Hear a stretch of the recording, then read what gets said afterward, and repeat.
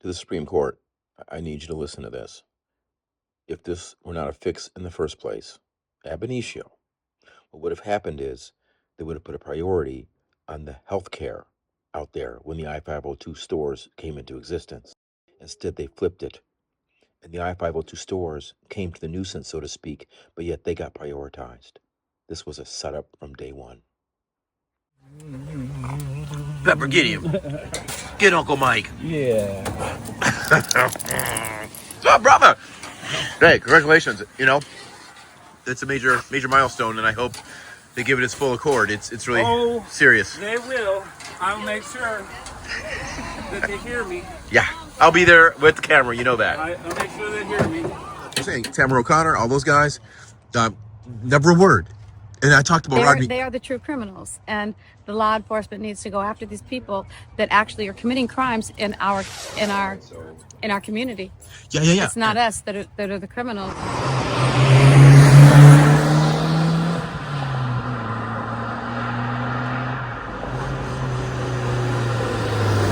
Good evening, folks. Welcome to another installation of KingCast, Motorsports, Justice, Law, Cannabis. Mostly cannabis right now. Yeah. So, my friends are going to the Supreme Court. I have just great news for you. My friends Roxana and Michael Shermerhorn, Co-op 138, a neighbor of mine actually. And they're gonna go. You know, I helped them out on this case, doing a lot of research with them for a long time.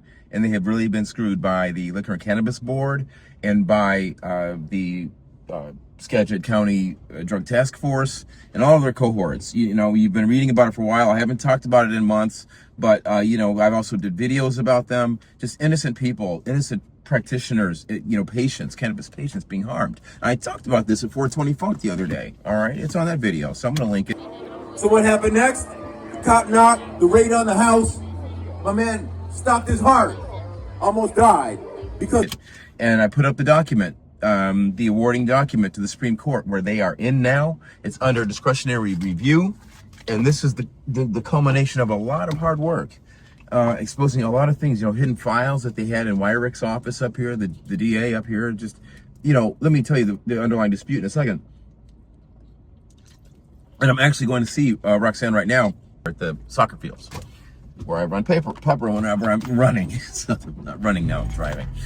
So anyway, yeah, what they did was they had a legit co-op, 4 patients, and the requisite number of plants. The rules were followed, all that stuff. They had to write down, you know, right down the line. The rapper would say, but yeah, the one of their LCB prom queens comes in, you know, an LCB store, 502 LCB store, and all of a sudden, you know, they're in violation. They're too close. And it's all this game that they play, right? So they had a hearing scheduled for that. And meanwhile, the LCB sends out correspondence to the Skagit Task Force that says, there's no valid co-op here. But the address that was being referenced wasn't even that their address. It was an address of a property they looked at, right? So you had all of this going on.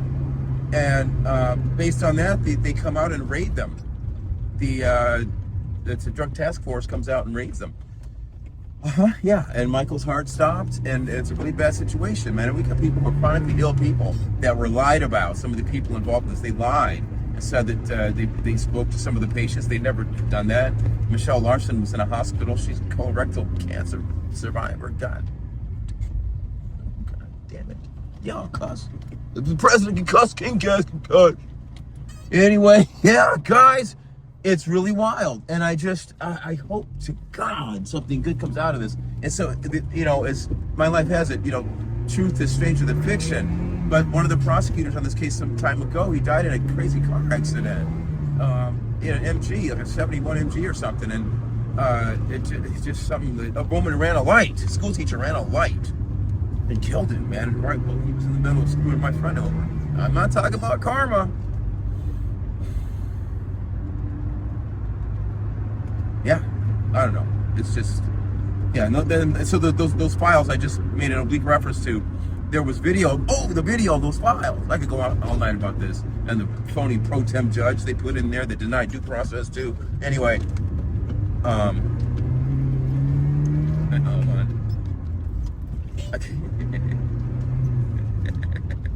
Yeah, so in those files, they had video of a hearing where Michael wasn't even invited, and it's a scumbag lawyer. That's right, Moody, Roddy Moody. He's been, oh my God, I found more ethics complaints on him. I got calls about this guy, emails.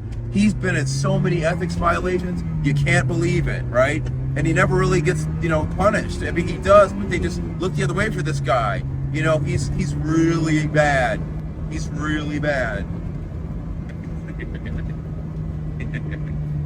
Some of those shocks, they're hanging in there. They're hanging in there. That should be a test ground for like suspension components. Y'all know where I'm at, right? Anyway, yeah, Rodney Moody, dirty.